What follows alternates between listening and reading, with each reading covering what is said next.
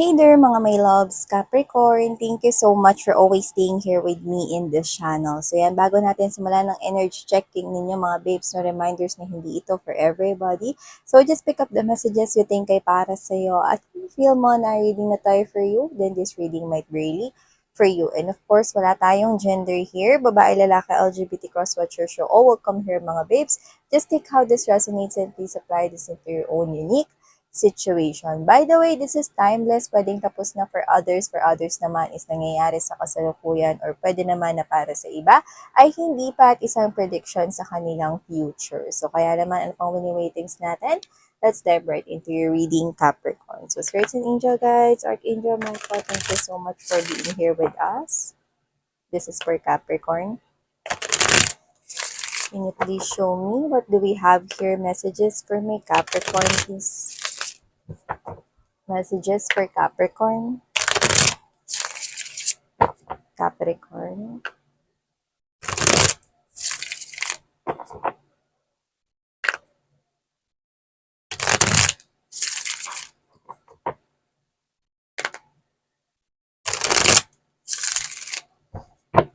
Okay, let's go ahead and check out messages for you, Capricorn. Okay, so ilatag naman na natin lahat.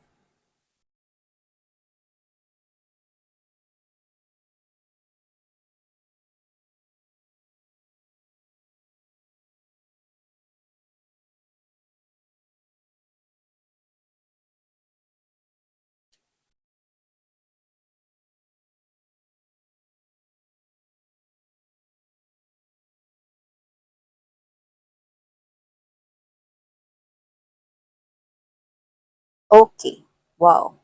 You've got three major arcanas at the bottom of the deck right here. Yeah, so whatever the case may be, looks like this is you, nag-iipon kayo rito. May ipon challenge na nangyayari rito. Okay, yung iba, pwedeng ipon ng lakas ng loob. Yung iba naman mga babes, no, ay ipon when it comes to money. Yan, no. Effort at dugo at pawis na rin, no. I'm seeing you na pinag-iipunan mo itong pag-alis mo. Okay, pwedeng paglilipat ng trabaho or parang opportunity when it comes to work sa ibang bansa or sa malayong lugar kind of thing.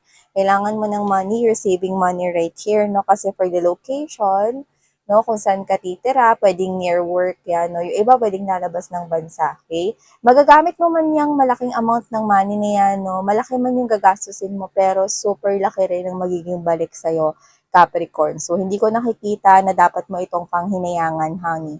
Kasi nakikita ko rito na isa itong maganda at nag-aalab na balita. So, maaring ito sa umpisa, no, ay parang ikaw to na parang medyo ma-down ka, no?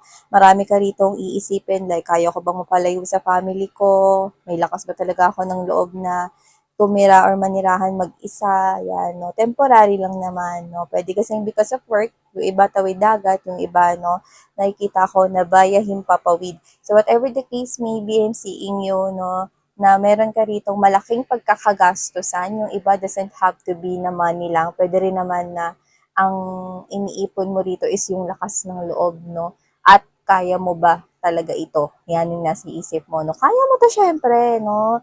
Nakikita ko rito, no, na hindi naman dahil masasanay ka, but because, no, makakayanan mo ito, no, dahil iba naman na ngayon yung mundo natin. Pwede naman nang mag-video call, pwede na rin naman, no, na tawagan kasi meron na tayong mga gadgets, no, at mga social media ngayon na platforms and applications. So, yan mga babes, no, nakita ko rito, no, hindi talaga nakakapanghinayang ito, no, kahit na malaki pa yung gastos ninyo rito, no, kasi ito ay babalik sa inyo, no, ng sobra pa. So, yan mga babes, no, kailangan ninyong ilaban itong opportunity na to at nakikita kong yun naman yung gagawin ninyo, but it requires a lot of hard work with the strength card and 9 of Wands present right here. Yan, no? Nakikita ko na may maho-homesick dito, especially with the World card. No? Yung iba mukhang lalabas ng bansa. It's all about work.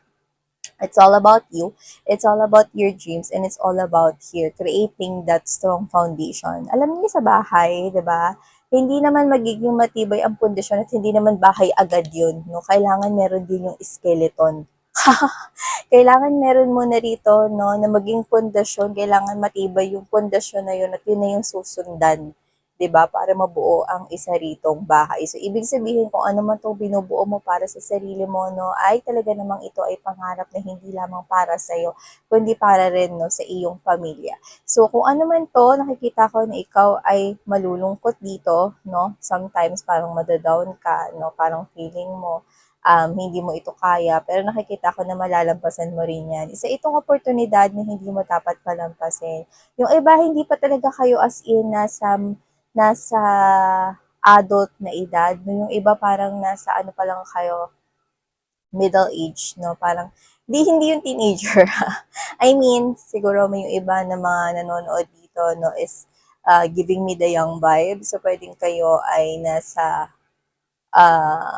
early 40s, yan, no? Or um, late 30s, yan, no? And so on and so forth. So, whatever the case may be, let's not get fixed with age. Na-mention ko kasi nakuha ko yon, no? Parang this is you. Gusto mo rin naman na makapag-provide ng malaki sa family mo at i-enjoy, no? Yung mga pinaghirapan mo, no? Kasi gusto mo na rin naman abutin yung mga pangarap mo. Pero, yun nga, ulitin ko sa inyo, pag nanonood kayo ng energy readings or tarot readings, huwag kayo mag-fix sa age, huwag kayo mag-fix sa zodiac sign, fix on the vibration and storyline, okay? At okay yung connection ninyo. Okay? If you feel that this reading is resonating you, then claim it, honey. If it's not, then it's not. Okay? So, yun nga mga babes, so nakikita ko rito, no, na wala talagang age, wala talaga ritong time, no. Lahat ng oras pwede kang mangarap. Pero, kung ikaw ang isa sa mga energies dito, gusto mo itong simulan. Kahit na marami pang mga challenges, nakikita kong napaka maalon pa, no, ng sitwasyon na ito for you.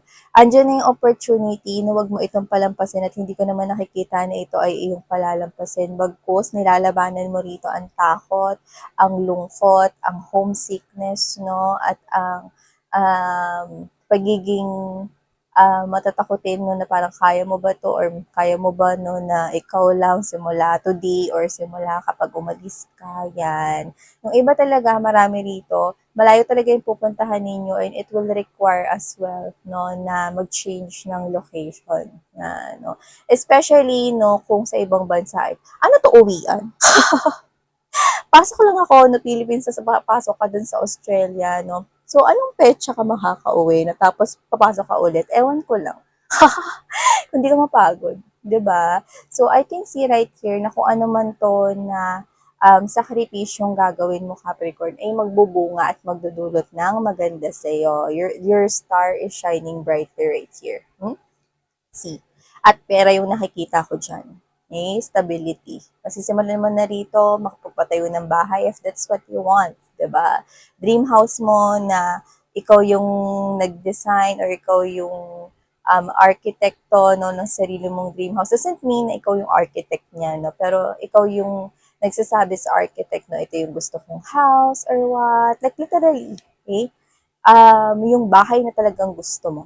Yan, no? And for others, okay, pwedeng hindi yan house and lot. Sa iba naman, no? Pwedeng yan ay business na gusto mo talagang itayo, no? Na parang ikaw to, no? Nung wala ka pang pera na pagpundar, no? Gustong-gusto mo na talagang itayo yung business na yun. And now, you can have that, no? Kaya mo na itong ipundar at simulan. Eh, makakapili ka pa ng sarili mong location because you have the money. Yes, you have the money.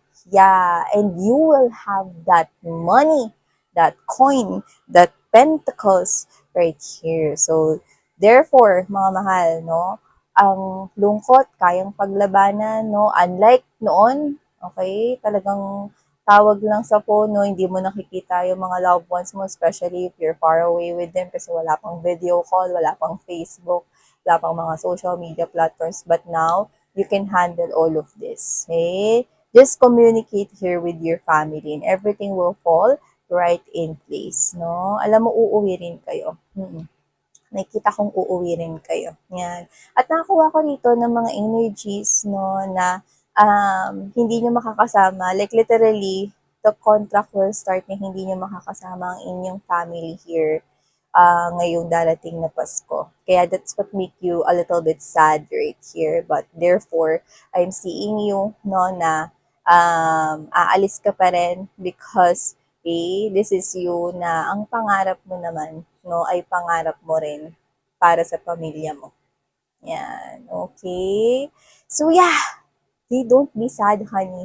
Okay? Isipin mo, no, na nasa kapitbahay lang yung pamilya mo or yung loved ones mo or yung asawa mo, yung boyfriend mo, girlfriend mo, no? You're coming home. Yeah. I'm seeing you coming home to them. Yeah. Back to them. Okay? With lots of money and bit-bit mo yung mga dreams mo. Kaya mo na, no, na gawing reality. So, thank you so much, Capricorn. Beautiful messages, ha? We've got for you right here. Continue what you're doing, okay?